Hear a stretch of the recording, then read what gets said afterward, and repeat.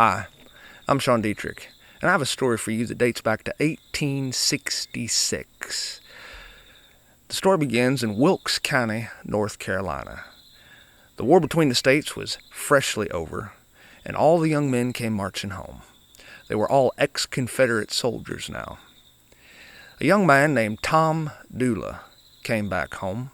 Amazingly, he had been spared throughout his war career, even after having endured a prison camp, namely, because he was a fiddler. Because back then, if you were a fiddler, sometimes you were spared being put on the front lines by the top-ranking officials because you provided entertainment to the men, and sometimes you provided entertainment to the high-ranking brass themselves. Well, as soon as Tom got back into town, he wanted to start his life over. Now, he was quite a ladies' man back in his day, but there was one woman who was very special to him, and that was Ann Melton. She had been lovers with Tom ever since they were 12 years old. They were thick. Except now, Ann was married. She'd settled for the security and financial stability that her new husband could give her. He was a farmer and a cobbler, and they had a good life. But still, she snuck off to see Tom. But at some point, their relationship ended, and it ended amiably. That is, until Tom started seeing Laura Foster, who was Ann's cousin. Now, I'll pause here because there is a pronunciation topic that needs to be discussed. Back in old rural North Carolina, in those parts of Appalachia, to pronounce a word that had an A sound on the end of the word, you used a long E sound. That was country talk. An example would be the word opera. To pronounce that word in country talk, it would be Opry. The word Virginia, to pronounce that in country talk, would be Virginie. The name Laura would be Laurie. The name Tom Dooley would be Tom Dooley. Tom Dooley and Laurie Foster were hot and heavy, and they were conducting a relationship that was a steamy affair. And Ann Melton was livid. She had been lovers with Tom ever since they were 12-year-olds. She was not about to watch Tom be with her cousin. Well, the news reached Ann that Tom and Laurie were going to run off because she was pregnant, and they were going to elope and get married, and they were going to live outside the county lines. Well, Ann was furious, except Tom and Laura's plans never really did happen, because Laurie was found brutally stabbed and lying in a shallow grave.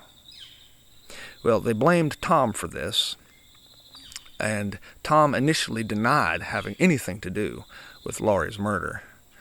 But then the attention started focusing on Ann. Ann was the one who had accidentally led them to the body. Information that she had given to her cousin Pauline had been the information used to discover Laura's body. So all this attention was going to Ann. She had the motive. She had the rage inside her. But then Tom confessed.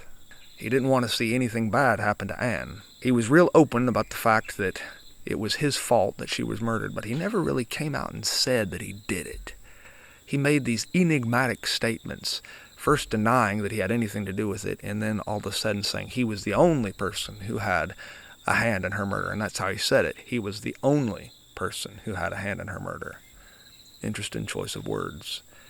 Throughout history, they've come to think, experts far smarter than I, that Tom was probably innocent. This is especially because after they hung him on an old oak tree, Ann went crazy, and at the end of her life, on her deathbed, she confessed to having killed Laura Foster. That's the rumor.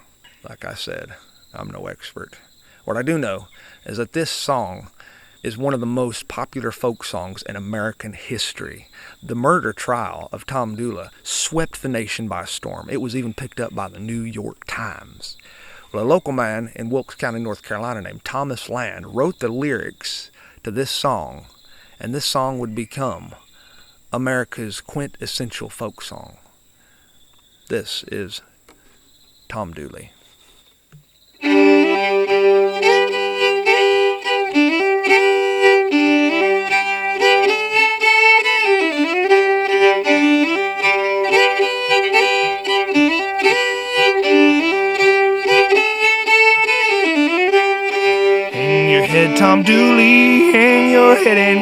cry. You killed poor Lori Foster, and now you're bound to die.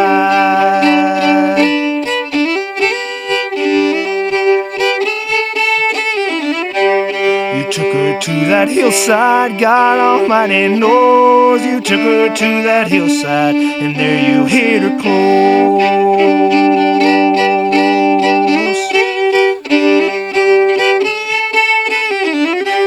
You took her to a roadside, and there you were excused. You took her to that roadside, and there you hid her shoes.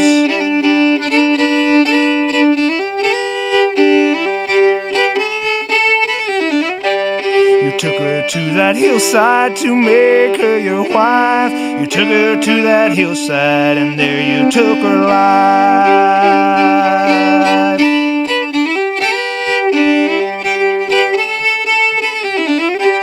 So take down my fiddle and play it as you please. Come this time tomorrow, it'll be no use to me.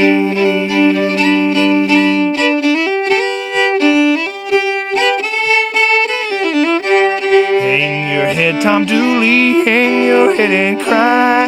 You killed poor Lori Foster, and now you're bound to die.